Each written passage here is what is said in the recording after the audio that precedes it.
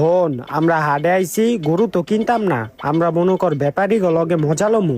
ব্যাপারী গরুর দাম কইব 1 লাখ, আমরা কমো 20,000। এমনি করলে তো জীবনও গরু দিব না, আমরা চাই এটা।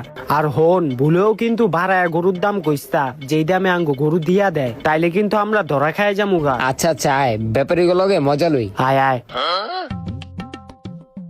কাকা, গরু কি এটা আপনার? হ ভাই, গরুর দাম কত চাইতাছেন? 2 লাখ। কি কন কাকা, যেই গরু 50,000 দিমুনে।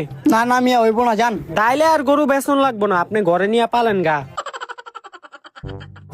বন্ধু হন, তুই তো ব্যাপারী লগে দাম দর করতাছ, এবার আমি একটু দাম দর করি, ব্যাপারী লগে একটু মজা লই বেড়া। আচ্ছা আয়।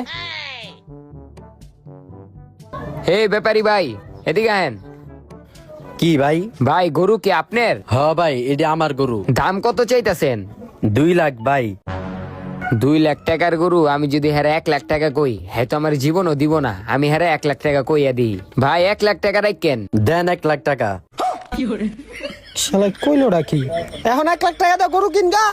দে 1 লাখ টাকা দে। এখন তুই যদি গরু না কিনস তাহলে তোর আমি গরুর লগে বাইন্দা রাখ। ভাই মাফ করে দেন ভাই, আমি ফাইজলামনি করতে আইছিলাম এই হাটে, ভাই আমার মাফ করে দেন।